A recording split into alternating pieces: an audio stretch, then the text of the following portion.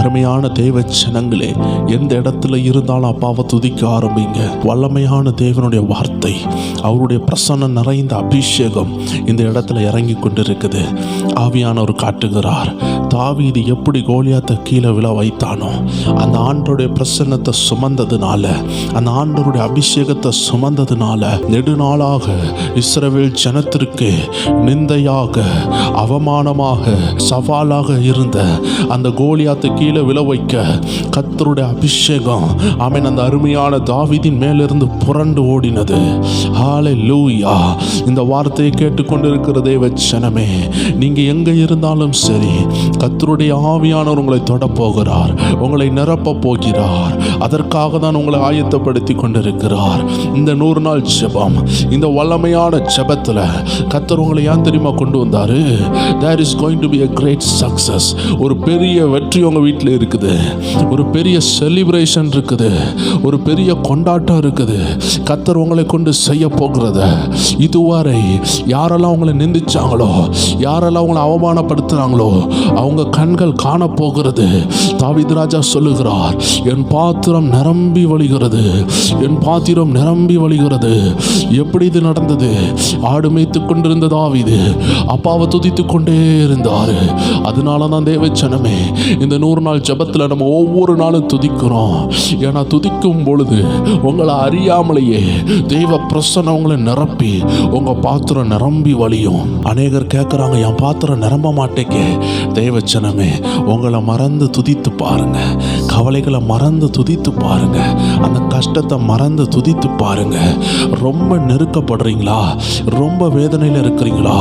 தேவச்சனமே, இப்படி தான் ஒரு சகோதரன் அதிகாலையில் மீன் பிடிக்கலான்னு சொல்லிட்டு அந்த மீன் பிடிக்கிறதுக்கு அந்த கடற்கரை ஓரத்தில் ஒரு விடிய கால நேரத்தில் அவன் ஒரு தூண்டில் எடுத்துக்கொண்டு விடிய காலையில் போய் கொண்டிருக்கிறான்.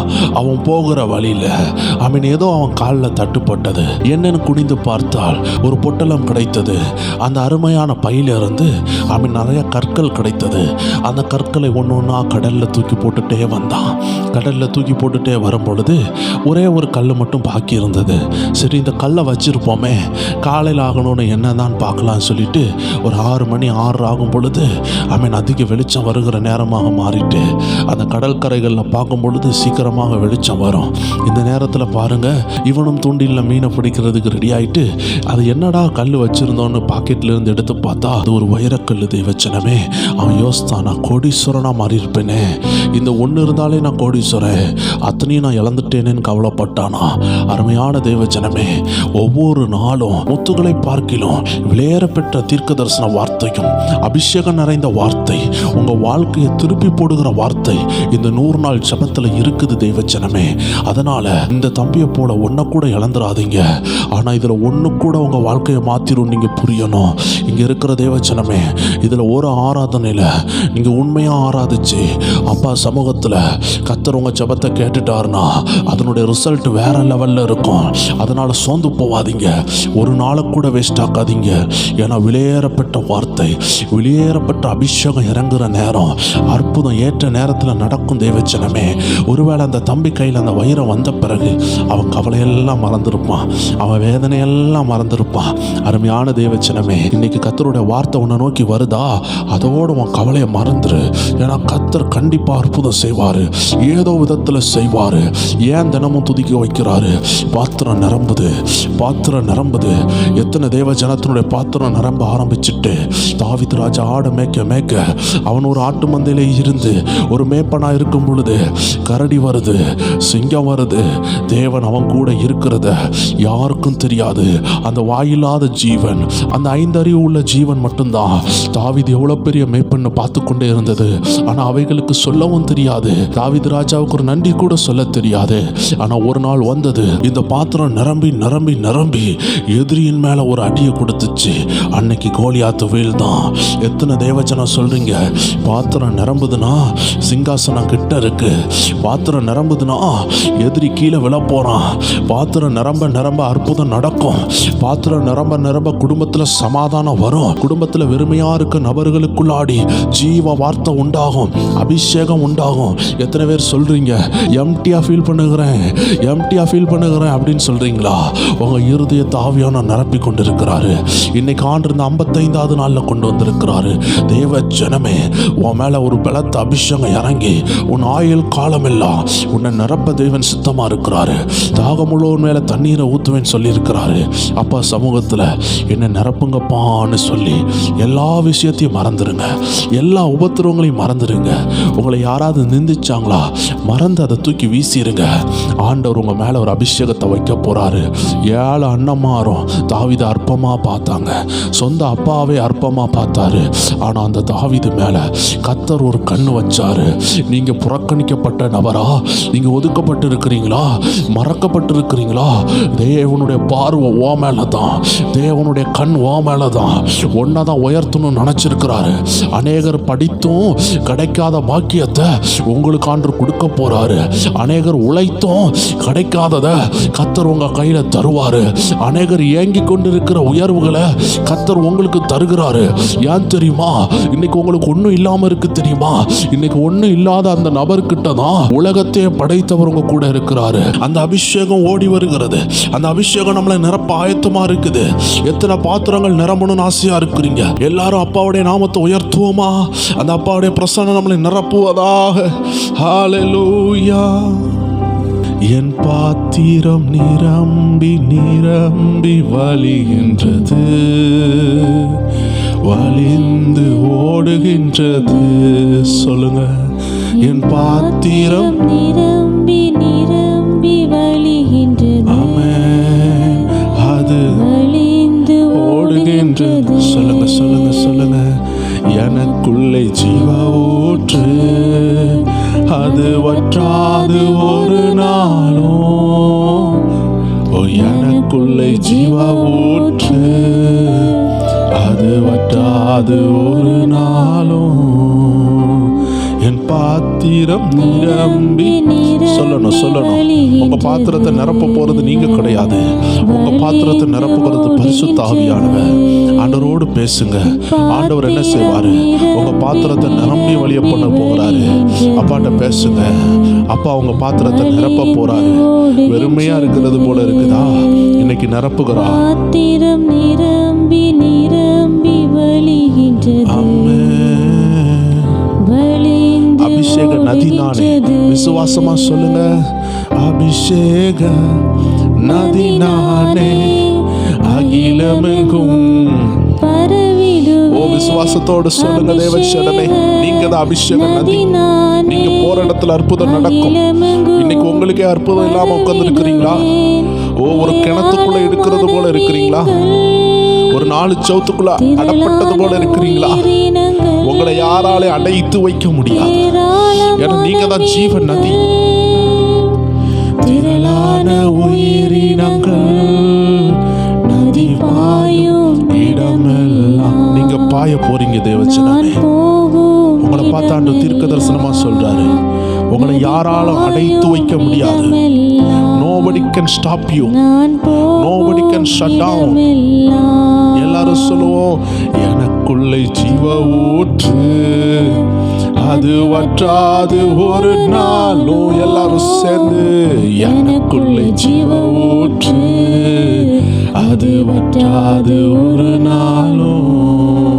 ஓ, எனக்குள்ளே ஜீவ ஊற்று, அது வற்றாது ஒரு நாள்.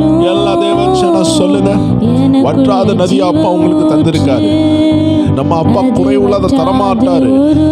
வற்றாத ஜீவ நதி எனக்குள்ளே. அந்த நதி இப்போ பொங்குகிறது. ஒவ்வொரு தேவச்சனத்துக்குள்ள இருந்து அந்த நதி பாய போகிறது. தேவ சித்தம் நடக்க போது. உங்களை யாராலையும் தடுக்க முடியாது. Unstoppable, unstoppable. Nobody can stop you. Nobody can stop your flow. Nobody. அது கோலியாத்தா இருந்தா என்ன, கோலியாத்தினுடைய சகோதரர்களா இருந்தா என்ன, எவ்வளவு பெரிய பொல்லாங்கன் வந்தாலும், சீரும் சிங்கங்கள் வரலாம், அக்கினி ஜாலைகள் வரலாம், செங்கடல்கள் வரலாம். கர்த்தர் சொல்லுகிறாரு, அவைகளை அணைத்து போடுகிற ஓ ஜீவ நதியாய் நீ பாய்ந்து போக போற தேவ ஜனமே. தேவச்சனமே, உனக்குள்ள இருந்து ஒரு அபிஷேகம் புறப்பட போது தேவச்சனமே, வெற்றிக்கோள் வெற்றிக்கோள். ஒரு அக்கினி இறங்க போது, ஒரு வல்லமை இறங்க போது, கட்டுகள் இன்னைக்கு உடையும். நெடுநாள் தடைகள், ஆண்டவரே நான் நெடுநாளா செபிக்கிறேன்னு சொல்லிட்டு இருக்கிறீங்களா? சிலர் மேல தேவனுடைய நேரம் வந்திருக்கு, சிலருக்கு தேவனுடைய டைம் வந்திருக்கு. இப்பொழுது தொடுகிறா, இப்பொழுது தொடுகிறா. அக்னி தொடுது, வல்லமை தொடுகிறது. ஜீவ நதி உங்கள்ட்ட இருந்து புரண்டு வெளியே வருகிறது. உங்க நாவல இருந்து அபிஷேகம் புரண்டு வருகிறது. ஜீவ வார்த்தை புரண்டு வருகிறது. அக்னி வருகிறது. புறப்பட்டு வா, புறப்பட்டு வா. எப்பத்தா திறக்கப்படுவாயாக, எப்பத்தா திறக்கப்படுவாயாக. இயேசுவின் நாமத்தில் இருதயங்கள் திறக்கப்படுகிறது. அது வற்றாது ஒரு நாளும். ஆனந்த தைலம் நானே, புலம்பலுக்கு எதிரான. சொல்லுங்க சொல்லுங்க. ஆனந்த தைலம் நானே, புலம்பலுக்கு எதிரானே. துதி உடை போர்த்திடுவேன், சாம்பல் நீக்கிடுவேன். துதி உடை போர்த்திடுவேன், சாம்பல் நீக்கிடுவேன். அலங்காரமாக்கிடுவேன், சபையை அலங்காரமாக்கிடுவேன். சொல்லுங்க. எனக்குள்ள ஜீவ ஊற்று. ஆமென். அது வற்றாது ஒரு நாள். அந்த ஜீவ ஊற்று வந்ததுல இருந்து உங்க வாழ்க்கை அனுதினமும் மாற ஆரம்பிச்சு. ஆமென். Focus on to the living water. உங்களுக்குள்ள இருக்கிற ஜீவ தண்ணீரை பாருங்கள். அந்த விசுவாச வார்த்தையை இயக்குகின்ற அந்த ஜீவ நதி உங்களுக்குள்ள இருந்து புரண்டு ஓடும். ஒரு நாள் ஒருத்தரும் தடை பண்ண முடியாது. ஜீவ ஊற்று. ஆமென். அது வற்றாது ஒரு நாளும். கனி கொடுக்கும் மரம் நானே, நாள்தோறும் கனி கொடுப்பேன். கனி கொடுக்கும் மரம் நானே, நாள்தோறும் கனி கொடுப்பேன். இலைகள் உதிர்வதில்லை. ஆமென் ஆமென் ஆமென். கனிகள் கெடுவதில்லை. ஹல்லேலூயா. இலைகள் சொல்லுங்க சொல்லுங்க. சீக்கிரமா என் வாழ்க்கையில் ஒரு ஆபத்து வராது. என்ன தொடரணும்னா என் எஜமான்ட்ட பெர்மிஷன் கேட்கணும். எனக்கு ஒரு நல்ல மேய்ப்பர் உண்டு. எத்தனை பேர் சொல்றீங்க தேவச்சனமே? ஆமென் ஆமென் ஆமென் ஆமென். எனக்குள்ள ஜீவ ஊற்று. சொல்லுங்க சொல்லுங்க. அது ஒரு நாள் வற்றாது, அது ஒரு நாள் வற்றாது. எனக்குள்ள ஜீவ ஊற்று, அது வற்றாது ஒரு நாளும்.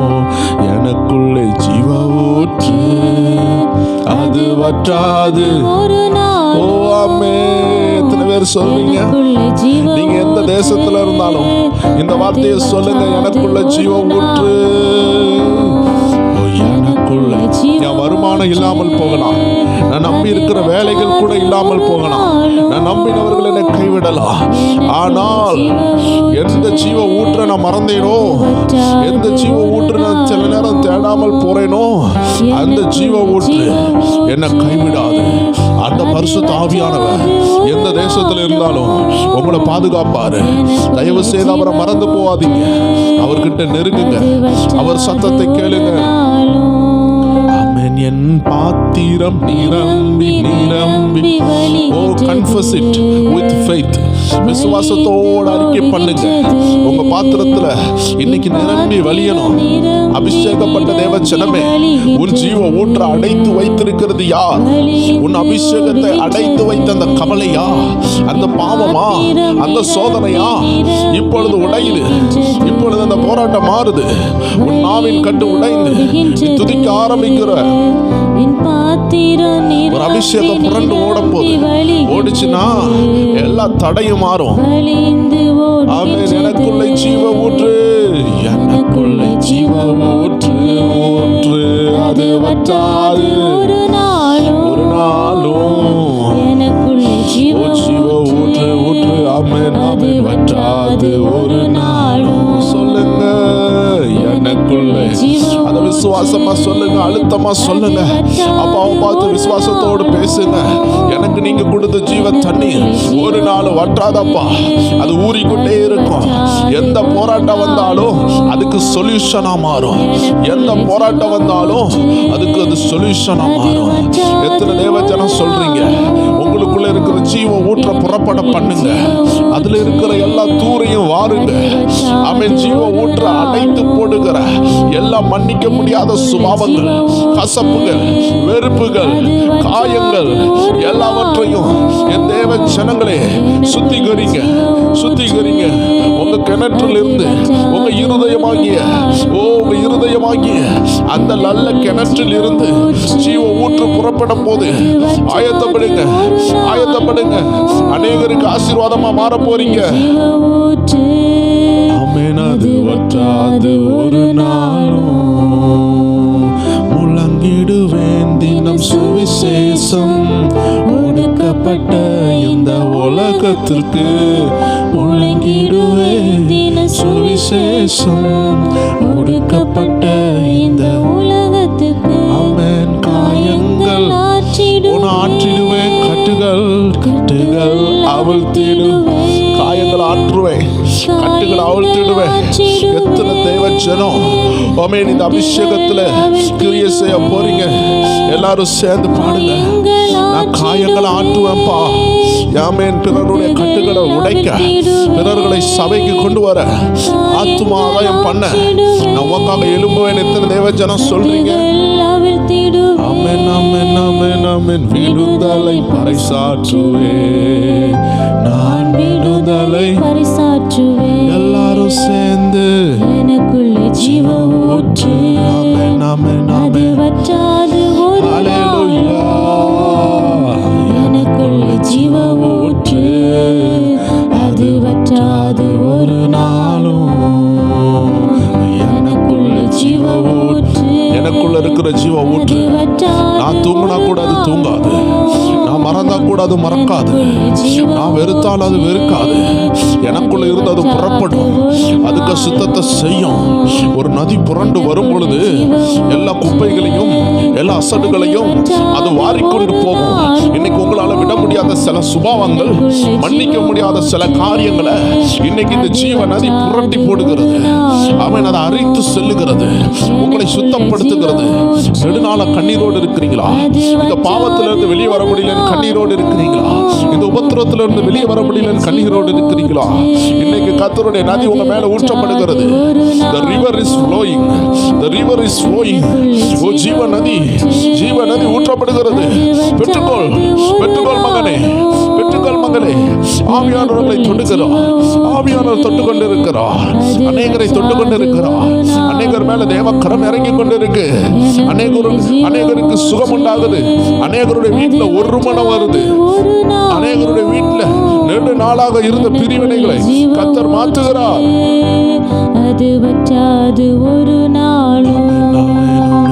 என் பாத்திரம் நிரம்பி ஒரு மனதின் ஆவியானவர் இறங்கி கொண்டிருக்கிறார். அன்பின் ஆவியானவர் ஊற்றப்படுகிறார். அபிஷேகத்தின் ஆவியானவர் ஊற்றப்படுகிறார். நீங்க இழந்ததை திரும்பி கொண்டு வருகிற நல்ல ஆண்டவர் உங்க மேல ஊற்றப்படுகிறார். அவர் ஜீவ நதியா இருக்கிறார், அவர் ஜீவ தண்ணீரா இருக்கிறார். எத்தனை பேர் அந்த ஜீவ நதியில நான் குளிக்கணும் அப்பா, என் மேல அந்த ஜீவ நதி ஒழுகணும் ஆண்டவரே? எத்தனை பேர் இருக்கிறீங்க? ஆண்டவர் உங்களை நிரப்ப சித்தமா இருக்கிறார். அயல் மொழிகள் தினம் பேசிடுவேன், இறைவாக்கு உரைத்திடுவேன். சொல்லுங்க, சொல்லுங்க, சொல்லுங்க. ஆமென். உங்க வாயிலிருந்து இறைவாக்கு வரும். எவ்வளவு அதிசயம்! ஓ, உங்களை வெறுத்தவங்க, உங்களை பகைச்சவங்க முன்னாடி உங்க வாயிலிருந்து இறைவாக்கு வரும். உங்க வாயிலிருந்து தேவ வார்த்தை வரும். சாத்தான் ஓடுவான். ஓ, கரம் நீட்டி ஒரு அற்புத மனுஷனாக, ஒரு அற்புத மனுஷியாக, பரிசுத்த ஆவியினால் நிரப்பப்பட்ட ஒரு தேவ பிள்ளையாக, தேவ மனுஷியாக கர்த்தர் உங்களை அபிஷேகிக்கிறார். God is anointing you. God is anointing you. கர்த்தர் உங்களை அபிஷேகிக்கிறார். ஆமென். அவிசுவாசப்பட வேண்டாம். கர்த்தர் உங்களை இப்பொழுது அபிஷேகிக்கிறார். உங்களுக்குள்ள ஒரு அபிஷேகம் இப்ப இறங்கி கொண்டிருக்கு. ஒருவேளை அந்நிய பாஷை பேச முடியாம இருக்கலாம், ஒருவேளை நீங்க கீழே விழாம இருக்கலாம், ஒருவேளை நீங்க துள்ளி குதிக்காம இருக்கலாம். புதிதான ஒரு அபிஷேகம் இப்ப இறங்கி கொண்டிருக்கு. உங்க உள்ளான மனுஷனுக்குள்ளாடி ஒரு அபிஷேகம் இறங்குறத நான் பார்க்கிறேன். கொஞ்சம் கொஞ்சமா உங்க பாத்திரம் நிரம்பும், கொஞ்சம் கொஞ்சமா உங்க பாத்திரம் நிரம்பும். ஒரு குறிப்பிட்ட ஸ்டேஜ் வரும்பொழுது அது நிரம்பி வலியும். ஒருவேளை நிரம்பி வலிய முடியாம இருக்கலாம், ஆனா ஆண்டவனை நிரப்ப ஆரம்பிச்சிட்டாரு.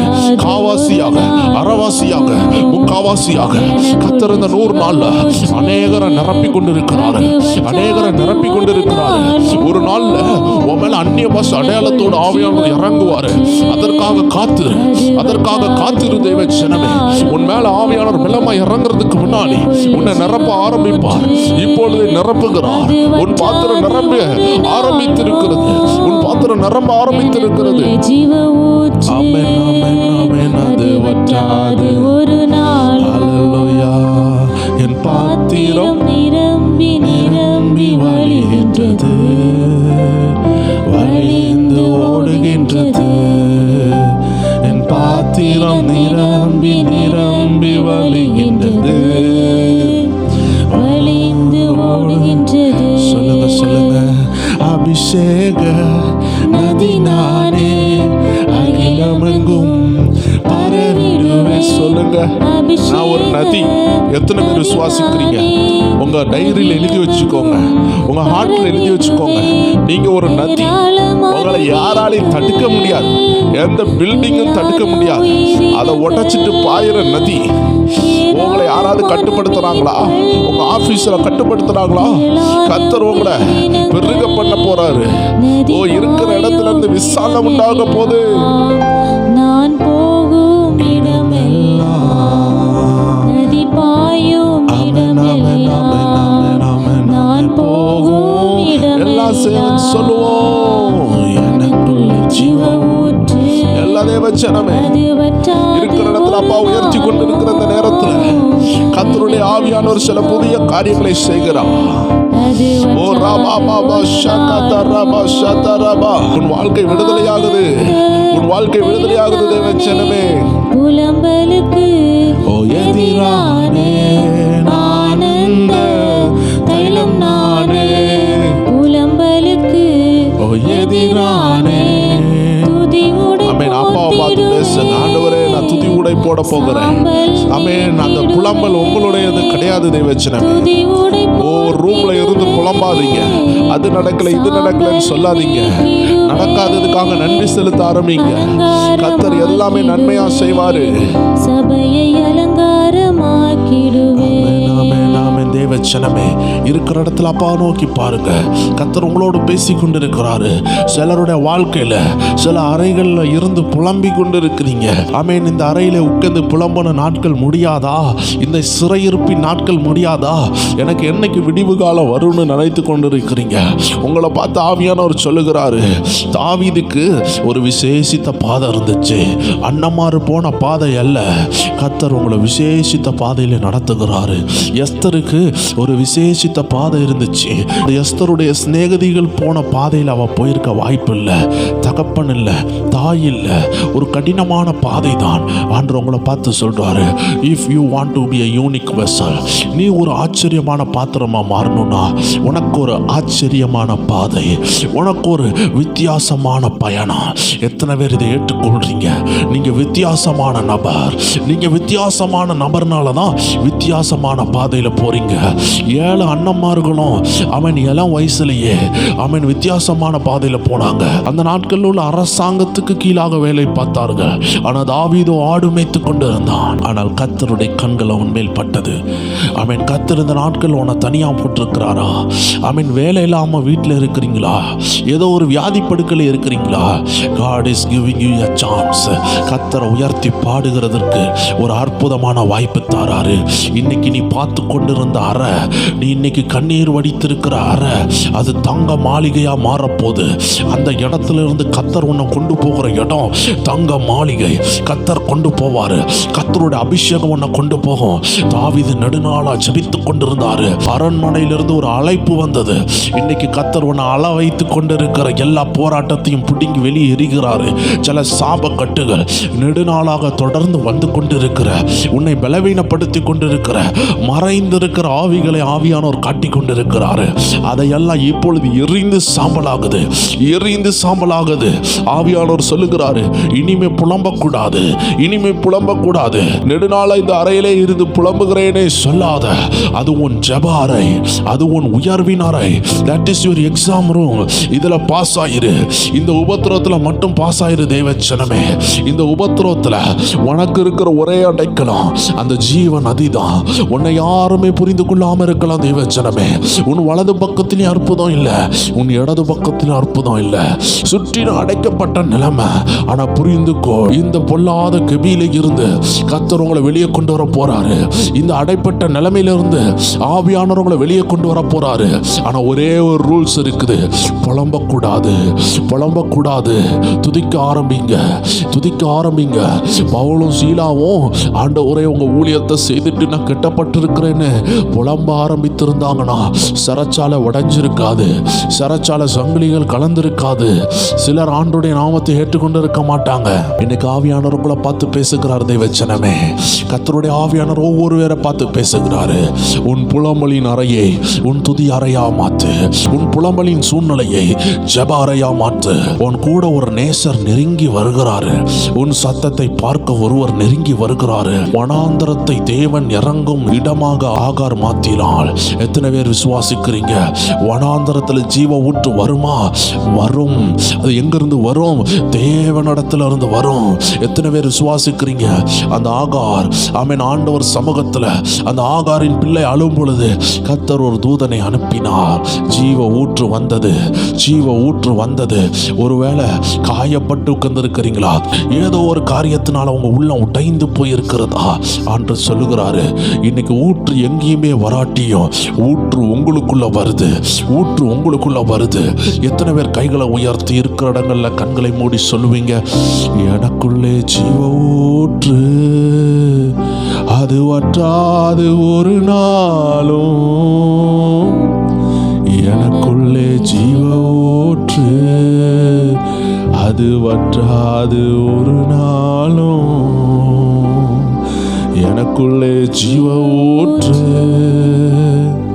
வற்றாது ஒரு நாளும். இருக்கிற இடத்துல அப்பா பார்த்து சொல்லுங்க, எனக்குள்ளே ஜீவ அப்பா உங்களுக்காக மறைவா வச்சதை கொண்டு வர. இத்தனை நாள் மறைச்சு வச்சதை அப்பா உங்களுக்காக கொண்டு வரார். என் பிள்ளைக்கு இந்த நேரத்தில் இது தேவைப்படும், என் பிள்ளை இந்த நேரம் இது இல்லாம இருப்பான், என் மகா இப்படி இருப்பா, அவ கண்ணீரோடு இருப்பா, நான் கொடுக்கணும் சொல்லி அப்பா உங்களுக்காக மறைச்சு வச்சது வெளிப்படுகிறது, வெளிப்படுகிறது. ஆபிரகாம் மலையின் உயரத்தில் இருக்கும் பொழுது ஒரு ஆட்டுக்குட்டி வெளிப்பட்டது, ஒரு ஆட்டுக்குட்டி வெளிப்பட்டது. இன்னைக்கு ஆண்டு சொல்லுகிறார், நெடுநாளா மறைச்சு வச்சதை கர்த்தர் உங்களுக்காக அன்லாக் பண்ணுகிறார். ஏற்ற நேரத்தில் உங்க பிள்ளைகளுக்கு தேவையானது, உங்க குடும்பத்துக்கு தேவையானது கர்த்தர் தருகிறார், கர்த்தர் தருகிறார். ஏன்னா நீங்க துதிக்கிறீங்கல்ல, ஏன்னா நீங்க ஜெபிக்கிறீங்கல்ல, இந்த 100 நாளும் நீங்க கலந்து கொண்டு உங்க உள்ளான மனுஷனை பலப்படுத்துறீங்கல்ல. எத்தனையோ பேர் தூங்கி கொண்டிருக்கும் பொழுது, எத்தனை பேர் சினிமா பார்த்து கொண்டு இருக்கும் பொழுது நீங்க தேவ சமூகத்துல வந்து கண்ணீரோடு இருக்கிறீங்கல்ல, ஜெபத்துல இருக்கிறீங்கல்ல, கர்த்தர் உங்களையும் நிரப்புகிறாரு, உங்க மூலமா உங்க குடும்பத்தையும் நிரப்புகிறார். பெற்றுக்கொள்ளுங்க ஒரு அபிஷேகத்தை. அது வற்றாது ஒரு நாளும், எனக்குள்ளே ஜீவ ஊற்று அது வற்றாது ஒரு நாளும், அது வற்றாது ஒரு நாளும்.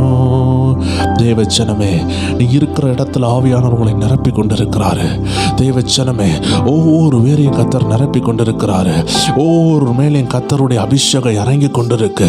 நீங்க எந்த நிலைமையில இருந்தாலும் உங்களை விசாரித்து அறிகிறவர் உங்களுக்குள்ளே இருந்து ஒரு ஜீவ நதியை ஆமென் புறப்பட பண்ணுகிறார். உங்க சிறையிருப்பின் நாட்களை அந்த ஜீவ நதி முடிக்கும்.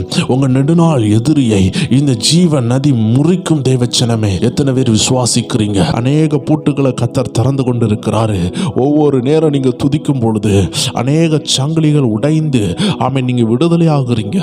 ஏராளமானவர்கள் ஜெபக்குறிப்பை போட்டிருந்தாங்க. அநேகருக்கு விடுதலை கிடைத்து கொண்டிருக்கிறது.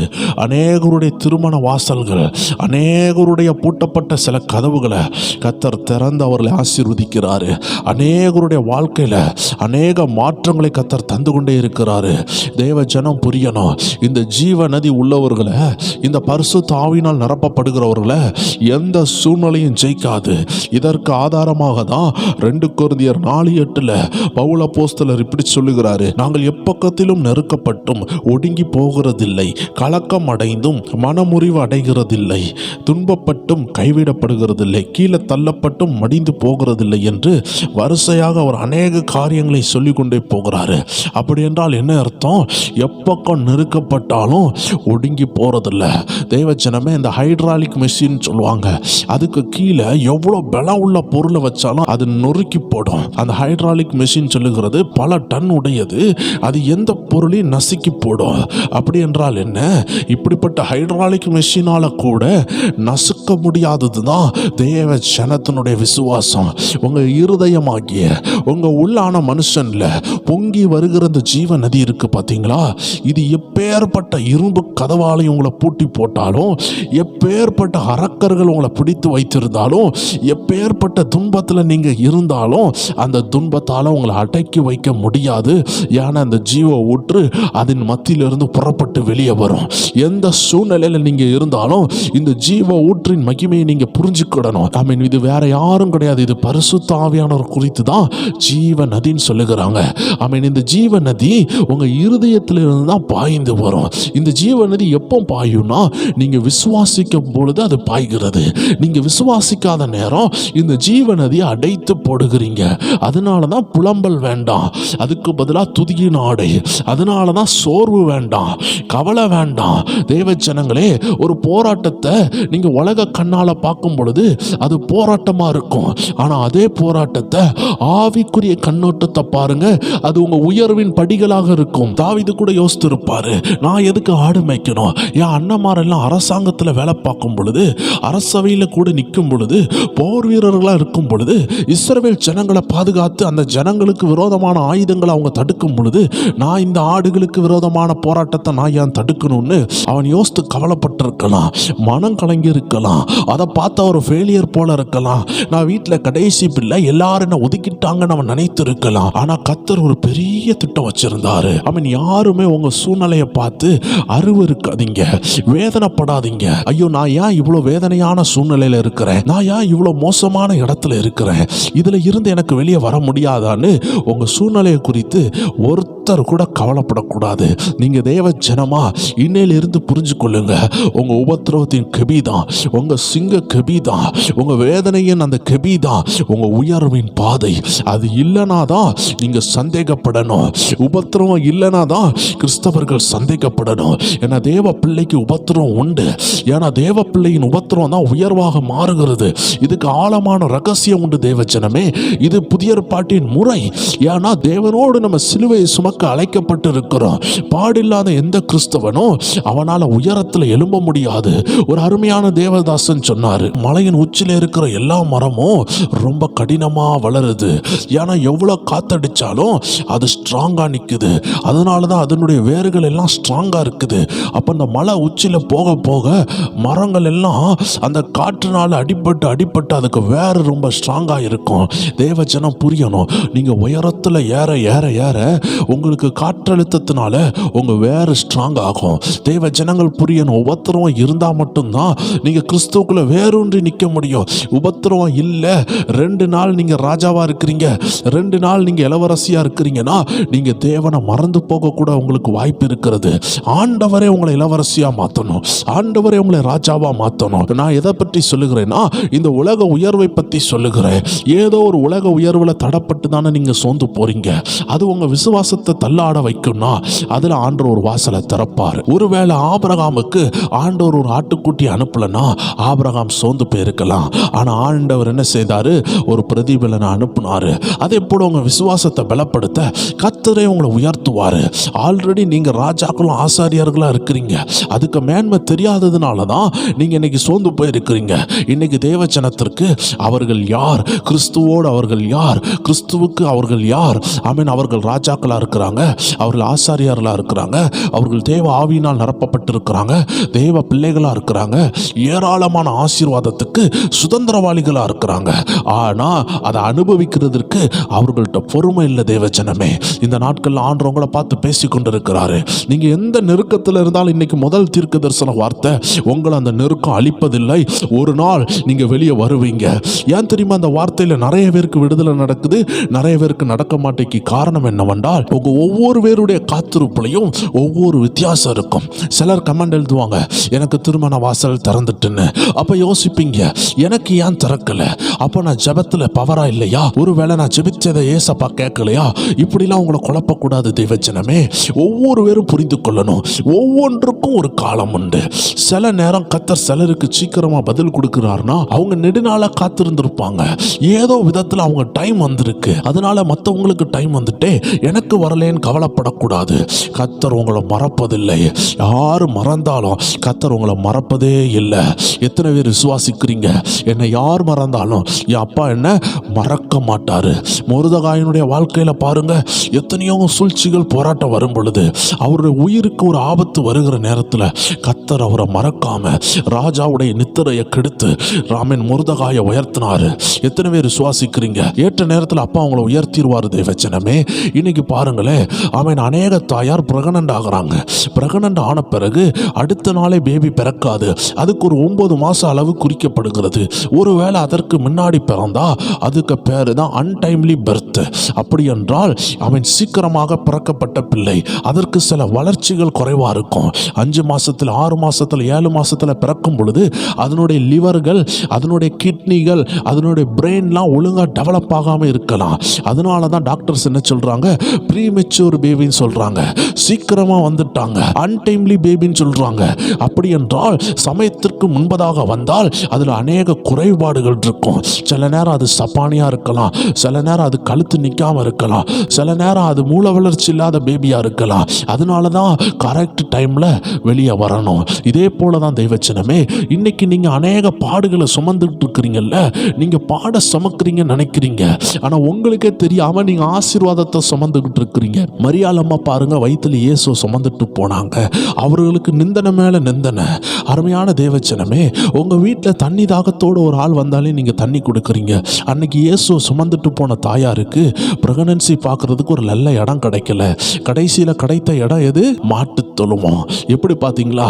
இன்னைக்கு ஆண்டவர் மகாராஜாவாகிய தெய்வன் பிறந்த இடம் மாட்டு தொழுவம். ஒருவேளை யோசிக்கலாம், ஏசப்பாவை ஆராதிக்கிறவங்க எல்லாம் கஷ்டதான் படுவாங்களா? ஏசப்பாவை ஆராதிக்கிறவங்களுக்கு ஒரு நல்ல உயர்வான வாழ்க்கை இருக்காதான்னு கேட்டால் நீங்கள் தப்பாக நினைக்கிறீங்க. நீங்கள் எப்பொழுதுமே உயர்த்தப்பட்டவர்கள் தான். நீங்கள் தேவனுடைய பிள்ளை ஆனதுலேருந்து உங்களை நீங்கள் தான் தரக்குறைவாக நினைக்கிறீங்களே தவிர கர்த்தர் உங்களை கனமாக தான் பார்க்குறாரு. அதனால தான் ஆண்டவர் இன்னைக்கு உங்களை பார்த்து பேசுகிறாரு. உங்களை எந்த நெருக்கமும் அழிக்க போகிறதில்லை, உங்கள் சிந்தனை தான் உங்களை அழிக்கிறது. இன்னைக்கு ஆண்டவர் உங்களை பார்த்து சொல்லுகிறாரு, ஆமீன். ஏதோ ஒரு விஷயத்தை நீங்கள் சுமந்துக்கிட்டு இருக்கிறீங்க. மரியாள் அம்மா இயேசுவை சுமந்தாங்க. இயேசு வந்து ஒரு பெரிய ஆசீர்வாதம், உலகத்துக்கே ஆசீர்வாதம். அப்பேற்பட்ட ஆசீர்வாதத்தை சுமக்கும் பொழுது என்னால் 9 மாதம் சுமக்க முடியாது அப்படின்னு சொல்லியிருந்தா என்ன இருக்கும்? தேவஜனமே, பெர்ஃபெக்டான ஒரு ஃபினிஷிங் வேணும்னா நீங்கள் காத்திருந்து தான் ஆகணும். தேவஜனமே, உங்கள் ஆசீர்வாதம் உங்களுக்கு நல்ல ஆசீர்வாதமாக வரணும்னா நீங்கள் சுமந்து தீர்க்க வேண்டும். சில நேரம் சில காரியங்களை நீங்கள் சுமந்து கொண்டு இருப்பீங்க. நெடுநாளாக பாடுபட்டு இருக்கிறீங்களா? நெடுநாளாக திருமண வாசல் அடைக்கப்பட்டிருக்கிறதா? Focus and pray. ஏதோ ஒரு போராட்டம் இருக்கலாம். ஒன்று பிசாசு தடுத்திருப்பான், இல்லைனா கர்த்தர் காத்திருக்க வைத்திருப்பார். பிசாசு தடுக்கிறான்னா யுத்தம் பண்ணி ஜெயிக்கணும். தேவன் காத்திருக்க வைக்கிறார்னா அந்த காத்திருப்பில் பெர்ஃபெக்டாக ஃபினிஷாக வெளியே வரணும். காத்திருக்கும் பொழுது தான் அது பெர்ஃபெக்டாக வெளியே வரும். இன்னைக்கு ஆண்டவர் சொல்லுகிறாரு, அநேகருக்கு ஆசீர்வாதம் கிடைக்குது, எனக்கு ஏன் கிடைக்கலனா அவர்களுக்கு சிலப்போ 9 மாதம் வந்திருக்கும்.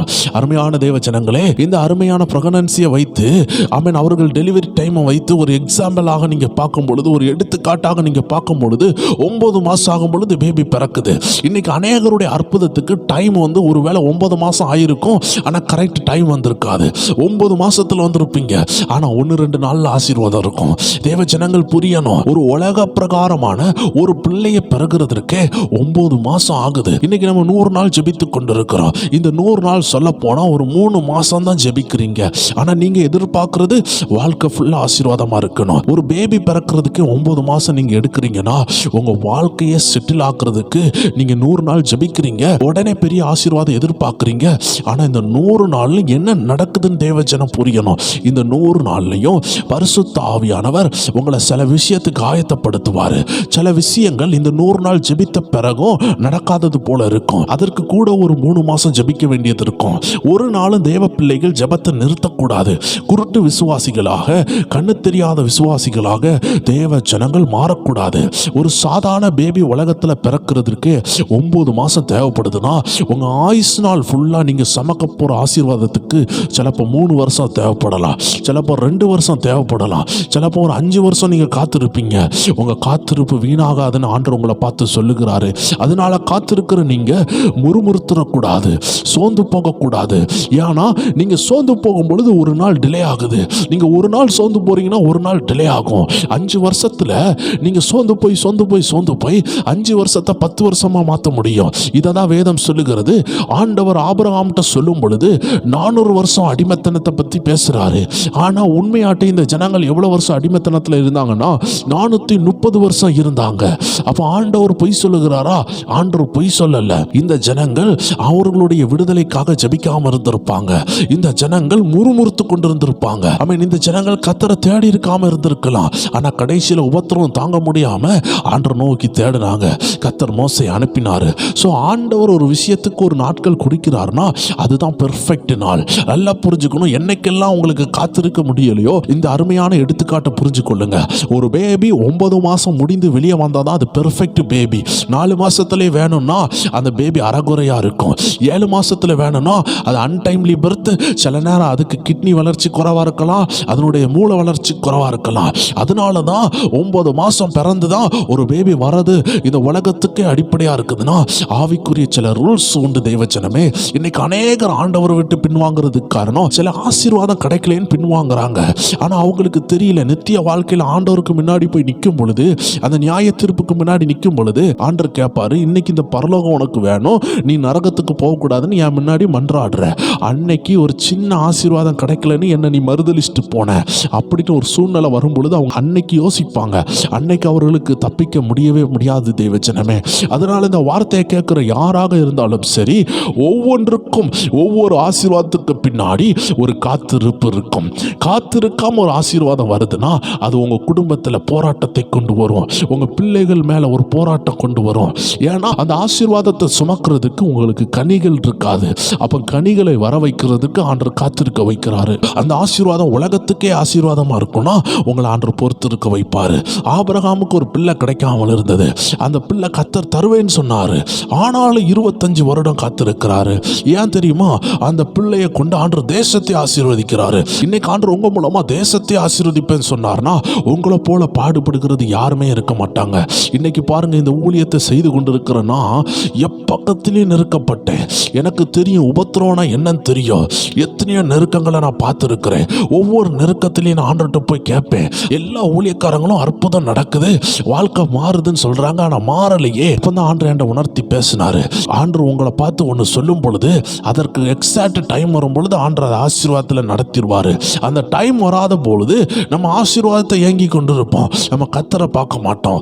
அந்த ஆசீர்வாதம் நடக்கலைன்னு தான் நம்ம ஏங்கி கொண்டு இருப்போமே தவிர கர்த்தர் என்ன சொல்லுகிறாருன்னு நம்ம கேட்க மாட்டோம். நம்ம ஆசையெல்லாம் அந்த ஆசீர்வாதம் தான், நம்ம ஏக்கம் எல்லாம் அது நடந்துராதான் தான் நம்ம மனசு இருக்குது. ஆண்டவர் சொல்றாரு, இந்த மனசை கொஞ்சம் மாத்திக்க, நீ அப்பா மேல கொஞ்சம் அன்பாரு, அப்பா மேல கொஞ்சம் பிரியமாயிரு. சில நேரம் சில காரியங்கள் தாமதம் ஆகும் பொழுது நம்ம மனசு வலிக்க தான் செய்யும். ஆனா கர்த்தர் சொல்றாரு அது பெர்ஃபெக்டா முடியட்டும். சில நேரம் சில ஆபத்து இருக்கும் தேவஜனமே, அதனால ஆண்டவர் பாதுகாத்துக்கிட்டு இருப்பாரு. அந்த குடும்பத்தில் அப்படிப்பட்ட போராட்டம் இருக்கும். அந்த போராட்டம் உள்ள குடும்பத்தில் ஒரு குழந்தை பாக்கியம் தடையா இருந்துகிட்டு இருக்கும். ஆண்டவருக்கு தெரியும், ஒரு பிள்ளை பிறந்து அது 4 வயசுல மறிக்கும்னா அந்த பிள்ளையை கொடுக்காம இருப்பாரு. நம்ம என்ன நினைச்சிட்டு இருப்போம்? ஆண்டவரே, ஏன் ஆண்டவரே எனக்கு தரலன்னு நம்ம நினைப்போம். பல ரீதியில நம்ம கேட்டுக்கொண்டிருப்போம். ஆண்டவர் சொல்றார், ஆண்டவருக்கு எல்லாமே தெரியும் தேவச்சனமே. உங்க வாழ்க்கையில சில விஷயத்தை அவர் தடுக்கிறார்னா அதற்கு பின்னாடி 1000 அர்த்தம் இருக்கு தேவச்சனமே. அதனால ஆண்டவரை மட்டும் ஒரு நாள் குறைவாக, ஒரு நாள் தளர்வாக நினைக்க கூடாதுன்னு ஆண்டவர் உங்களோடு பேசி கொண்டிருக்கிறாரு. இன்னைக்கு இந்த ஜீவ நதி உங்களுக்குள்ள உங்களுக்குள்ள இருந்துச்சுன்னா எந்த விதத்திலையும் அது உங்களை என்ன செய்யாது, அழுத்த விடாது. இந்த பவுல் அப்போஸ்தலர் எவ்வளவு அருமையாக சொல்லுகிறாரு, எப்பக்கத்திலும் நெருக்கப்பட்டு நாங்கள் ஒடுங்கி போவதில்லை. தேவஜனம் புரிந்து கொள்ளணும். அநேகருடைய ஆசீர்வாதத்தின் சீசன் வித்தியாசமான டைமா இருக்கும். கர்த்தர் உங்களை எப்படி அழைச்சிருக்காருன்னு உங்களுக்கு தெரியாது. ஆனா ஒண்ணு மட்டும் உண்மை, உங்களை எந்த நெருக்கமோ நசுக்க முடியாது. சில நேரம் நீங்க கிறிஸ்துவினுடைய தோட்டத்துல ஒரு வாழை மரமா இருக்கிறீங்கன்னா ஒரு 3-6 மாசத்துல உங்க வாழ்க்கை உயர்ந்துரும். சிலப்போ நீங்க கிறிஸ்துவின் தோட்டத்துல ஒரு பனைமரமா இருக்கிறீங்கன்னா அந்த பனைமரம் வளர்றதுக்கு 10-25 வருஷம் எடுக்குது. சில பனைமரங்கள்லாம் 40-50 வருஷம் கூட இருக்குதுன்னு சொல்றாங்க. இன்னைக்கு ஆண்டவர் உங்களை பார்த்து பேசுகிறாரு. உங்களுடைய எக்ஸிஸ்டிங் பெருசா இருக்கும்னா, உங்களுடைய உயர்வு பெருசா இருக்கும்னா, நீங்க காத்திருக்கிறதும் பெருசா தான் இருக்கும். இன்னைக்கு ஆண்டவர்கிட்ட போய் நீங்க கேட்கலாம், ஆண்டவரே என் ஆசீர்வாதம் சின்னதா இருக்கட்டும், என் ஆசீர்வாதம் சின்னதா இருக்கட்டும் சொன்னா உடனே ஆசீர்வதிச்சிருவாரு. ஆனா என்ன, நாளைக்கு நீங்க தான் ஏங்கி கொண்டு இருப்பீங்க. வேதத்துல பாருங்க, ஏசான்னு சொல்லுகிற நபர் ஒரு கூழுக்காக தன்னுடைய ஆசீர்வாதத்தை இழந்தாரு. ஆனா யாக்கோபு அதை பெற்றுக்கொண்டாரு. வேதம் தெளிவா சொல்லுகிறது, ஒரு அவசரத்துல ஏசா என்ன செஞ்சிட்டாரு, கூழை வாங்கி குடிச்சிட்டாரு. ஆனா அதுக்கு ஈடாக எதை கொடுத்தாரு, சேஷ்ட புத்திர பாக்கியத்தை கொடுத்துட்டாரு. ஆனா கொடுத்த பிறகு அவர் கவலைப்படுறாரு. வேதம் சொல்லுகிறது எபிரேயர் 12:17, ஏனென்றால் பிற்பாடு அவன் ஆசீர்வாதத்தை சுதந்திரித்துக் கொள்ள விரும்பியும் ஆகாதவன் என்று தள்ளப்பட்டதை அறிவீர்கள். தேவச்சனமே, வசனம் தெளிவா சொல்லுது, அவன் கண்ணீர் விட்டு கவலையோட தேடியும் மனமாறுதலை காணாமல் போனான். அருமையான தேவஜனமே, ஒருவேளை நீங்க அவசரப்பட்டு, ஆண்டவர் நான் ஒரு வாழை மரம் மாதிரி சீக்கிரமா வளர்றேன், ஒரு முருங்கை மரம் மாதிரி சீக்கிரமா வளர்றேன், இன்னைக்கு வளர்ந்து நாளைக்கு மறிக்கிற ஒரு புள்ள போல சீக்கிரமா என்ன ஆசீர்வதியும் சொன்னீங்கன்னா ஆண்டவர் சீக்கிரம் ஆசீர்வதிச்சிருவாரு. ஆனா தேவனுடைய மேன்மை நீங்க பார்க்க முடியாது. உங்க குடும்ப தலைமுறைகள் கர்த்தரை தேடும் நீங்க சொல்ல முடியாது. இன்னைக்கு நீங்க விதைக்கிற விதைகள் தான், இன்னைக்கு நீங்க போடுற அஸ்திபாரம் தான் உங்க பிள்ளைகளை கொண்டு கர்த்தர் தம்முடைய ராஜ்யத்திற்காகவும் அவருடைய திட்டத்திற்காகவும் பெரிய காரியங்களை செய்வாரு. அவருடைய திட்டம் நீங்க நினைக்கிறீங்கல்ல, அதுல வேற ஒண்ணுமே இல்லை. உங்க பிள்ளைகளை நினைச்சு பாருங்க. உங்க பிள்ளைகள் ஒரு குடிகாரனாக, ஒரு திருடனாக, ஒரு பாவியாக வாழ்ந்து நரகத்துக்கு போக நீங்க விரும்புவீங்களா தேவச்சனமே? அப்ப ஆண்டவருடைய திட்டத்துல வேற ஒண்ணுமே இல்லை. ஊழியத்தை தாங்கிறது எதற்காக? ஒரு பையன் ரட்சிக்கப்படுறதுக்காக, ஒரு பிள்ளை ரட்சிக்கப்படுறதுக்காக. இன்னைக்கு சபைக்கு வாங்கன்னு சொல்றாங்களே, அது காசு சேர்க்கறதுக்காக கேட்டா ஒரு கூட்டம் மக்கள் காசுக்காக அப்படி செய்து கொண்டு இருக்கலாம். உண்மையான வேதத்தை ஃபாலோ பண்ணுகிற ஒரு ஊழியர் கூப்பிடுறாங்கன்னா அந்த மேப்பனுடைய கடமை. ஆண்டவராகிய இயேசு கிறிஸ்துவின் ஆடு வழிவிலகி பேரக்கூடாதுன்னு கர்த்தர் கொடுத்த பொறுப்புல நின்று உங்க ஆத்மா மேல கரிசனையோடு அவர் கூப்பிடுறாரு. ஆனா பண ஆசை உள்ளவர்கள் இருக்கலாம். ஆனா வேதத்தில் உள்ள ஊழியர்கள் உங்களை கூப்பிடுறாங்கன்னா அவர்கள் உங்க ஆத்மா கெட்டு போக கூடாதுன்னு தான் கூப்பிடுறாங்க. நீங்க உபாச ஜபத்துல வந்ததுனாலயோ, நீங்க சபையில வந்ததுனாலயோ எந்த லாபம் உண்டானாலும் அது உங்க ஆத்மாவுக்கு தான் இருக்கும். இல்லையென்றால் நீங்க ஒரு காணிக்கை போட்டீங்கன்னா கூட அந்த காணிக்கைகளை எடுத்து சபையும் ஊழியங்களையும் ஊழியர்களுக்கும் தான் அதை கொடுக்குறாங்களே தவிர அதை வைத்து அவன் உலக ரீதியான ஒரு விஷயம் நடக்கல தேவச்சனமே. அதனாலதான் இன்னைக்கு ஆவியானவர் உங்களோடு பேசுகிறாரு. இன்னைக்கு நீங்க எந்த விதத்திலையும் பாருங்க, சபை கட்டுவோம், ஒரு இடத்தை வாங்குவோம், ஒரு கூடாரத்தை எழுப்புவோம், ஒரு ஜப சேனை எழுப்புவோம், ஒரு ஜப டீமை எழுப்புவோம். எல்லாமே எதற்காக? தேவ திட்டம் நினைச்ச உடனே நீங்க யாரும் தப்பா நினைக்க கூடாது. ஐயோ பைபிள் காலேஜ்னு சொல்றாங்க, மிஷினரி ஊழியம் சொல்றாங்க, எல்லாமே அட்லாஸ்ட் வருகிறது எங்கன்னு பார்த்தீங்கன்னா ஏதோ ஒரு இடத்துல ஏதோ ஒரு பாவி மனம் திரும்பணும். அது ஒருவேளை உங்க மகளா இருக்கலாம். எங்கேயோ ஒரு ஊழியக்காரர் கஷ்டப்பட்டதுனால தான் இன்னைக்கு நீங்க ரட்சிக்கப்பட்டிருக்கிறீங்க. எங்கேயோ ஒரு ஆள் தியாகமா இருந்து ஊழியத்துக்கு வந்ததுனால தான் இன்னைக்கு நீங்க சுவிசேஷம் அறிவிக்கப்பட்டு இங்க வந்திருக்கிறீங்க. இதே போலதான் தேவச்சனமே, இன்னைக்கு தேவன் தம்முடைய திட்டத்திற்காக உங்க வாழ்க்கையை ஆயத்தப்படுத்துகிறான்னு சொன்னா நீங்க கவலைப்படக்கூடாது. ஐயோ எல்லாமே தேவ திட்டம் தானா அப்படின்னு முறுமுறுக்க கூடாது. ஏன் தெரியுமா? தேவ திட்டத்துக்கு பின்னாடி இருக்கிறது உங்க பிள்ளைகள் குடிகாரனாக கூடாது, உங்க பிள்ளைகள் பாவத்தில் விழக்கூடாதுன்னு உள்ள உணர்வு இருக்கு பார்த்தீங்களா? இதே உணர்வு தான் ஆண்டவர் எல்லாருடைய பிள்ளைகளும் பரலோகத்துக்கு வரணும், எல்லாரும் நல்லவங்களா வாழணும்னு நினைச்சு அவருடைய ஊழியத்தை கொண்டு வருது தான், அழிந்து போகிற ஆத்மாவை தொடுகிறது தான் தேவனுடைய ராஜ்யம் உங்க மேல எழும்புதுன்னு உள்ள அர்த்தம். அதனால நான் எதுக்கு காத்திருக்கணும்? எனக்கு ஆசீர்வாதங்கள் வேண்டாமான்னு நீங்க சோர்ந்து போக கூடாது. நீங்க இன்னைக்கு இப்போ ஆண்டவர் என்னை ஆசீர்வதிங்க அப்படின்னு சொல்லி பாருங்களேன். ஆண்டவர் ஒருவேளை இந்த உலக ஆசீர்வாதத்தை நீங்க நேசிச்சீங்கன்னா கொடுத்துருவாரு. வேதத்தில் இஸ்ரவேல் ஜனங்கள் பாருங்க, எனக்கு அது வேணும் இது வேணும்னு கேட்கும் பொழுது கொடுத்தாரு.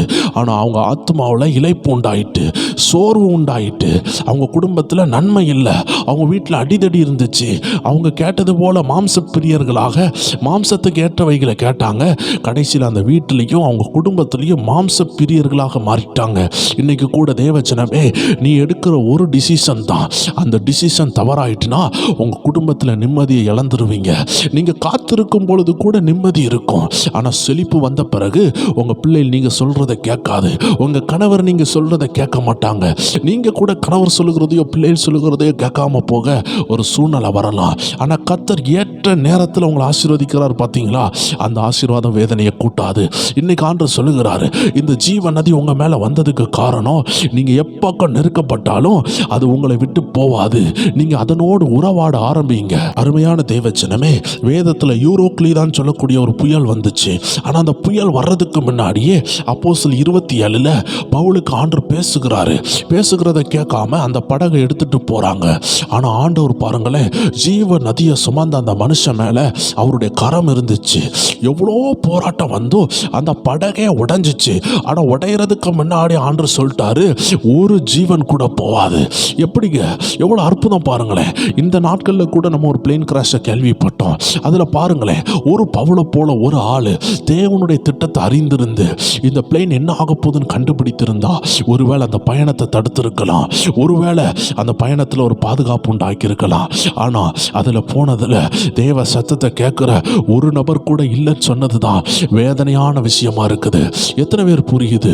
ஜீவ நதி இருந்துச்சுன்னா இட் வில் டைரக்ட் யூ, அது உங்களை வழி நடத்தும். அது எங்கே போகணும், எதை செய்யணும்னு பேசிக்கொண்டே இருக்கும். நீங்கள் உபத்திரத்தில் இருந்து ஆண்டவர் என்னை கஷ்டப்படுத்துறாரு முறுமுறுத்து இருக்கக்கூடாது. ஜீவ நதியோடு இருந்து அந்த உபத்திரவத்தின் நேரத்தில் கர்த்தர் உங்களை உயர்த்துகிற எல்லா காரியத்தையும் நீங்கள் செய்ய வேண்டும். தேவ ஜனங்களே, கர்த்தர் போத்திபாரின் வீட்டில் யோசேப்பை ஏன் போட்டாரு, அங்கே ஏன் அடிமையாக போட்டார்னா, எப்படி அரசாங்கத்தில் இருக்கணும், அரசாங்கத்தில் என்னென்ன காரியம் இருக்குதுன்னு எல்லா விஷயத்தையும் அவனுக்கு ஆண்டவர் ட்ரைனிங் கொடுத்தாரு. ஆனால் அந்த ட்ரைனிங்கினுடைய எண்டில் அவனுக்கு ஒரு பெரிய உபத்திரம் வந்துச்சு. அதுலேயும் அவர் பரிசுத்தமாக இருந்தார். எத்தனை பேருக்கு புரியுது? அவன் யோசேப்புக்கு 13 வருஷம் தேவைப்பட்டுச்சு, ஆபிரகாமுக்கு 25 வருஷம் தேவைப்பட்டுச்சு, பேதுரு பயன்படுறதுக்கு 3.5 வருஷம் தேவைப்பட்டுச்சு. ஒவ்வொரு பேருக்கும் ஒவ்வொரு டைம் உண்டு. தேவ ஜனங்கள் புரியணும், இதில் யாருக்குமே டைம் வந்து டிஸ்அரேஞ்ச்மெண்ட் ஆகக்கூடாது. ஆமென், ஹல்லேலூயா. ஒரு மோசை எலும்பி பயன்படுறதுக்கு ஒரு 40 வருஷம் காத்திருப்பு தேவைப்பட்டுச்சு. தேவ ஜனமே, இப்படி ஒவ்வொன்றுக்கு பின்னாடி ஒரு காத்திருப்பு இருக்குது. ஏன்னா ஒரு புல்ல போல நீங்கள் சீக்கிரம் வளரணும்னு நினச்சிட்டிங்கன்னா ஆண்டவர்கிட்ட போய் ஒரு ஆசீர்வாதத்துக்காக போராடினீங்கன்னா தந்துருவார். நீங்கள் ஆசீர்வாதத்துக்காக போராடுறதுல தப்பு இல்லை. ஏன்னா சில நேரம் சில ஆசீர்வாதங்களை பிசாசு தடை பண்ணுவான். இதை தான் நீங்கள் ஆவியில் தெரிந்து போராடணும். இந்த 100 நாள் ஜெபத்தில் நம்ம போராடி ஜெயித்து இப்பொழுது ஆசீர்வாதம் இறங்குதுன்னு சொல்லுகிற ஒவ்வொரு நேரமும் அது பிசாசினால் தடப்பட்ட ஆசீர்வாதங்கள் மட்டும்தான் கட்டவிழ்க்கப்படுமே தவிர, கர்த்தர் உங்களை காத்திருக்க வச்சிருக்கிறார்னா அந்த கட்டுகள் உடையாது. அது கர்த்தர் உங்களை அடைத்து வைத்திருக்கிறாரு, அது கர்த்தரே திறப்பாரு. இதற்கு எடுத்துக்காட்டுக்கு தான் நோவோட பேழையை பாருங்க. கர்த்தர் பூட்டினாரு, 40 நாள் தான் மழை பெய்யும் நினைச்சாரு, ஆனா 150 நாள் இருக்க வேண்டிய ஒரு சூழ்நிலை இருந்துச்சு. சில நேரம் ஆண்டவர் அன்எக்ஸ்பெக்டடா சில விஷயங்கள் ஆண்டு செய்வாரு. அது உங்க நன்மைக்காக தான் செய்வாரு. ஏன்னா மழை 40 நாள் நின்றுட்டு, ஆனா மழையினால் உண்டான அந்த சவதிகள், அந்த சேறுகள் வந்து ஒருவேளை இந்த கதவை திறந்து எல்லா மக்களும் வெளியே போயிருந்தாங்கன்னா இந்த நோவாவுடைய 8 பேரும் தப்பிச்சிருப்பாங்க. ஆனா அந்த மிருக ஜீவன்களுக்கு அறிவு கிடையாது, ஞானம் கிடையாது. யானை எல்லாம் என்ன செஞ்சிருக்கும், சவதியில முங்கியே செத்துருக்கும், சேற்றுல முங்கி செத்துருக்கும். ஏன்னா அதுக்குள்ள நீர் யானை இருக்குது, வெயிட்டு கூடின யானை இருக்குது, ஜிராஃபி இருந்திருக்கும், சீப்ரா இருந்திருக்கும், பெரிய பெரிய விலங்குகள் இருந்திருக்கும். அவைகள் எல்லாவற்றிற்கும் அறிவு கிடையாது, அவைகள் எல்லாம் உள்ள போய் செத்துருக்கும். ஆண்டவருடைய பிளான்ல என்ன இருக்குது, இந்த மிருக ஜீவன்களையும் ரீப்ரொடியூஸ் பண்ணணும், இவைகளை திரும்பியும் உருவாக்கணும். அவைகள் சாவுகிறதற்கு ஆண்டவர் பதுக்கி வைத்தாரு. அதனால தான் ஆண்டவர் என்ன செஞ்சாரு, 40 நாள் மழை பெஞ்சாலும் கதவை பூட்டி வச்சிருக்கிறாரு. இப்போ நம்ம ஆண்டவர்கிட்ட போய் கொஸ்டின் கேட்க முடியாது, ஆண்டவர் ஏன் பூட்டி வச்சிருக்கிறீங்க. ஆண்டவருக்கு தான் தெரியும். ஜெபிக்கிற உனக்கு திறந்து விட்டா நீ பாதுகாப்பு பாதுகாப்பாக இருப்ப. ஆனால் ஜெபிக்கிற நீ உன் குடும்பத்தை யோசித்து பார் தேவச்சனமே. ஒரு பிள்ளைக்கு நீ பந்து வாங்கி கொடுக்குற, அந்த பிள்ளைய பந்து வாங்கி கொடுத்துட்டு கடல் கரையில் போய் விளையாட சொன்னால் அந்த பிள்ளை கடலில் தூக்கி பந்து எரிஞ்சிட்டு அந்த பந்தை எடுக்க போகிறேன்னு சொல்லிட்டு எங்கே போய் எடுக்க போவோம்? அது போய் கடலில் விழுந்துடும். உனக்கு தெரியும் கடல் ஆபத்துன்னு, ஆனால் உங்கள் பிள்ளைக்கு தெரியாது. இதே போல தான் தெய்வச்சனமே, ஆண்டவர் சுட்டு வட்டாரங்களை பார்த்து உங்களை ஆசீர்வதிப்பார். உங்கள் கண்ணால் பார்த்து இதுதான் என் ஆசீர்வாதம் பறிச்சிடாதீங்க. அதுதான் ஏவாளம்மா செய்த தப்பு. தான் இச்சித்த ஒரு விஷயத்தை பறிச்சிட்டாங்க. அதனால் எந்த விஷயம்னாலும் பொறுமையாக இருங்க தெய்வச்சனமே, கர்த்தர் உங்களை நடத்துவார். அதனால் இந்த 100 நாள் ஜெபத்தில் கட்டு உடையுதுன்னு சொல்லும் பொழுது ஏன் கட்டு உடையலேன்னு நீங்கள் முகத்தை பார்க்கக்கூடாது. இந்த அருமையான ஜெப நேரத்தில் சிலருடைய கட்டு உடைஞ்சிக்கிட்டு இருக்கும், சிலருடைய கட்டு உடையாமல் இருக்கும். ஏன்னா கர்த்தருடைய டைம் உங்களுக்கு வந்திருக்காது. நீங்கள் அந்த வேதனையை பெர்ஃபெக்டாக சகிச்சிருக்க மாட்டீங்க. ஒருவேளை ஜீவ ஊற்றுக்கு இடம் கொடுத்துருக்க மாட்டீங்க. ஏதோ ஒரு பிரச்சனை இருக்கும். அந்த பிரச்சனையை தான் ஆண்டவர் உங்களோடு பேசிக்கொண்டே இருப்பார். தொடர்ச்சியாக கேட்டுக்கொண்டிருக்கிற தேவ ஜனத்துக்கு புரியும் என் பிரச்சனை என்னன்னு. ஆவியானவர் 1ஆவது நாள்ல இருந்தே பேசிக்கொண்டிருக்கிறாரு. அதை நான் செப்பனிடணும், அதை நான் செய்து முடிக்கணும்னு புரியணும். இந்த 100 நாள் அட்டன் பண்ண தேவ ஜனத்திற்கு அநேக ரகசியங்கள் புரிந்திருக்கும். ஏன் தாமதம்? இந்த தாமதத்துக்கு பின்னாடி என்ன உயர்வு இருக்குது? தாமதத்துக்கு பின்னாடிலாம் உயர்வு இருக்குதுன்னு சொல்லி அநேகருக்கு தெரியாது. ஆனால் இன்னைக்கு பாருங்க, ஆண்டு இந்த 100 நாள் ஜெபத்தில் பல ரகசியங்களை வெளிப்படுத்துறாரு. நல்லா புரிஞ்சுக்கோங்க. உங்களுக்கு ஒரு அற்புதம் நடக்கலனா 9 மாசம் ஆகலன்னு புரிஞ்சுக்கோங்க. 9 மாசம் சொன்ன உடனே 9 மாசம் நினைக்காதீங்க. ஒருவேளை 7 நாள் உங்க பெர்ஃபெக்ட் டைம் இருக்குதுன்னா அந்த 7வது நாள்ல தான் அற்புதம் நடக்கும் தெய்வச்சனமே. ஒருவேளை 3வது வருஷம் அற்புதம் நடக்கும்னா அந்த 3வது வருஷம் தான் நடக்கும். கர்த்தர் நியமித்த எந்த விஷயத்தையும் நீங்க ஓவர் கிராஸ் பண்ண முடியாது. அது உங்க உயர்வுக்கு தான் ஆண்டவர் உங்களுக்கு வச்சிருக்கிறாரு. இந்த 100 நாள் ஜெபம் என்ன செய்யும்னா சில ரகசியங்களை வெளிப்படுத்தி அந்த சித்தத்தை நிறைவேற்ற உதவி செய்யும். பவுலை பாருங்க, கப்பல் உடையுது, கப்பல் சேதம் வருது. ஆனா ஜீவ தண்ணீர் உள்ள இருந்ததுனால ஒரு சேதம் வராம அந்த மனிதர்கள் எல்லாரும் தப்பித்து கரைக்கு போறாங்க. இதுல இருந்து ஆண்டவர் என்ன தெரியுமா பேசுகிறாரு? ஆண்டவர் உங்களை பார்த்து சொல்லுகிறாரு, உங்களுக்குள்ள ஆவியானவர் இருப்பார்னா கரெக்டா நடத்துவாரு. இந்த நாட்கள்ல 100 நாள் ஜெபித்து கொண்டிருக்கிற தேவச்சனமே, நீ ஒரு 3 மாசம் தான் இன்வெஸ்ட் பண்ணுகிற. நான் அன்னைக்கு இதை பத்தி சொல்லியிருந்தேன் தேவச்சனமே. மிஞ்சி போனா ஒரு 4 நாள்ல உள்ள மணிக்கூர் தான் இந்த 100 நாள்ல நீங்க இன்வெஸ்ட் பண்றீங்க. அதனால நீங்க சோர்ந்து போகவே கூடாது, இங்க தளர்ந்து போகவே கூடாது. அநேகருடைய வாசல்கள் திறக்கப்படும். அநேகருக்கு ஒருவேளை கூட 2 மாசம் எடுக்கும், கூட ஒரு 3 மாசம் எடுக்கும். ஆனா தேவ ஜனங்கள் இந்த 3 மாசம், இந்த 1 வருஷம் தான் நான் ஜெபிப்பேன், இதுக்கு மேல ஆண்டவர் அற்புதம் செய்யலடா நான் ஜெபிக்க மாட்டேன்னு சொன்னீங்கன்னா ஆண்டவர் நீங்க கேட்டதை தந்துருவாரு. ஆனா அது கூட உங்களுக்கு சமாதானம் இல்லாம போயிடும். அதனால தேவ ஜனங்கள் புரிந்து தெளிந்த ஆவியோடு தெளிந்த மனதோடு கர்த்தர் எதை செய்தாலும் நன்மைக்கு செய்வார்னு கர்த்தரை ஸ்ட்ராங்கா பிடிச்சிட்டீங்கன்னா கர்த்தர் உங்களை உயர்த்துற விதமே வேற, கர்த்தர் உங்களை நடத்துற விதமே வேற. கர்த்தர் எஸ்தரை ராணியாக்குறதுக்கு ஒரு குறிப்பிட்ட அளவு வச்சிருந்திருப்பாரு.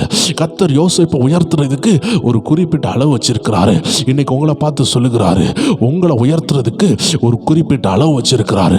சில நேரம் ஆண்டவர் கட்டுகள் உடையுது, மாற்றங்கள் நடக்குதுன்னு சொன்னா அது அங்க நடந்து கொண்டுதான் இருக்குது. ஒருவேளை சிலருக்கு நடக்காததுனால அவங்க சோர்ந்து போவாங்க. ஆண்டவரே, நேற்றுக்கு தானே ஊழியர் சொன்னாரு, ஆனா ஒண்ணுமே நடக்கலையே. தெய்வ பிள்ளைய அப்படி சோர்ந்து போவாதீங்க. ஆவியில தரிசிக்க ஆரம்பிங்க. கர்த்தர் கிரியை செய்யறத பாருங்க. எலிசாவோடு இருந்த வேலைக்காரனுக்கு கர்த்தர் என்ன செய்யறாருன்னே தெரியல. அதனாலதான் எலிசா ஜெபித்தாரு, ஆண்டவரே உன்னுடைய கண்ணை திறங்க.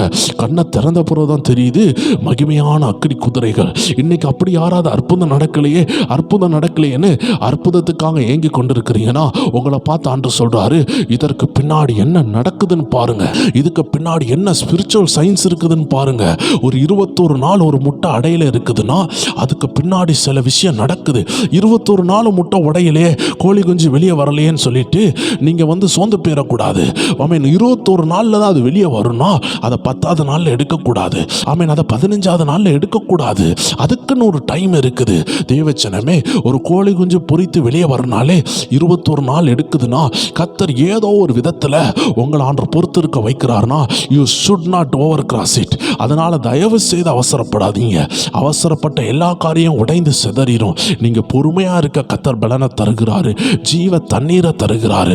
கர்த்தருடைய ஆவியானவர் உங்களை ஒரு உபத்திரத்தில் கொண்டு போறாருன்னா அதுக்கு 1000 திட்டம் இருக்கு, 1000 நோக்கம் இருக்கு. அது எல்லாத்துலயும் ஆயத்தப்பட்டு தேவனுக்காக ஆயத்தப்படுங்க. கர்த்தர் உங்களை உயர்ந்த இடத்துக்கு கொண்டு போறாருன்னா ஒருவேளை ஆண்டவர் ஏதோ ஒன்று எதிர்பார்ப்பாரு, ஏதோ ஒரு இதுல இலக்கொண்டு அவங்கள மாற்றணும்னு நினைப்பாரு. அதற்கு ஆயத்தப்படுங்க. கர்த்தர் உங்களை பார்த்து பேசுகிறாரு. தொடர்ந்து தேவ ஜனங்கள் தனி ஜெபத்தில் பலப்படுங்க. உங்களுடைய உங்களுடைய திட்டங்கள், உங்களுடைய ஆசீர்வாதங்கள் தேவ கரத்தில் இருக்குது. அது உங்களை நோக்கி அனுப்பிவிடப்படுகிறது. அந்த கதவெல்லாம் திறந்திருக்குது. தேவ ஜனங்கள் ஜெபிக்க ஜெபிக்க சீக்கிரமாக அதன் அண்டையில் போவீங்க. உங்கள் திட்டங்களை பெற்றுக்கொள்வீங்க. உங்கள் வாழ்க்கையின் உயரங்களில் கர்த்தர் உங்களை கொண்டு போய் அவருடைய திட்டத்தின் மேன்மையை உங்களுக்கு காண்பித்து உங்களை திருப்தியாக்குவார். அந்த திட்டத்தை பெற்றுக்கொள்ளுகிறவரை, அந்த உயரங்களில் போகிறவரை, தேவ சித்தத்தில் ஏறுகிறவரை, தேவ ஜனங்கள் சோர்ந்து போகாதீங்க, இளைப்படைந்து போகாதீங்க. தேவனோடு இணைந்திருங்க. கர்த்தர் தாமே உங்கள் ஒவ்வொருவரையும் ஆசீர்வதிப்பாராக. எல்லா கண்களையும் மூடி ஜெபிக்கலாம். அன்பின் ஆண்டவரே, இந்த அருமையான வார்த்தைகளை கேட்டுக்கொண்டிருக்கிற தேவ ஜனங்கள் ஒவ்வொருவரையும் பலப்படுத்துங்க. ஆண்டவரே, இன்னைக்கு இந்த ஜீவனது என்ன செய்யும்? நாங்கள் காத்திருக்கிறது வீணில்லை. கர்த்தர் எங்களுக்காக என்ன செய்து கொண்டிருக்கிறாரு? கர்த்தர் எங்களுக்காக என்னென்ன காரியங்களை ஆயத்தப்படுத்தி கொண்டிருக்கிறாரு? ஒருவேளை அது எங்க கண்கள் காணாமல் இருக்கலாம், எங்க காதுகள் கேட்காம இருக்கலாம். இந்த ஜெபத்தில் அது உருவாகுகிறதே, அந்த உருவாகிற காரியத்தில் நாங்கள் பொறுமை இழக்காதபடி அந்த பெர்ஃபெக்டான ஃபினிஷிங் வருகிற வரை ஒவ்வொரு தேவ ஜனமும் அசாத்தியமான நபர்களாக பொறுமையோடு காத்திருந்து அந்த ஆசீர்வாதங்களையும் அந்த உயர்வுகளையும் பெற்றுக்கொள்ள தேவன் தாமே ஒவ்வொருவரையும் பலப்படுத்துகிறதுக்காக நன்றி. இன்னைக்கு ஆவியானவர் ஒவ்வொருவரையும் நிரப்பி இருக்கிறீரே, உமக்கு கொடான கொடி நன்றி. எல்லாரையும் பலப்படுத்துங்க. மீண்டும் நாளைக்கு சந்திக்கிற வர தேவ கிருபை அவர்களோடு இருப்பதாக இயேசு கிறிஸ்துவின் நாமத்தில் ஜெபிக்கிறோம் எங்கள் ஜீவனுள்ள நல்ல பிதாவே. ஆமேன், ஆமேன், ஆமேன். God bless you. மீண்டும் நாளைக்கு சந்திக்கலாம்.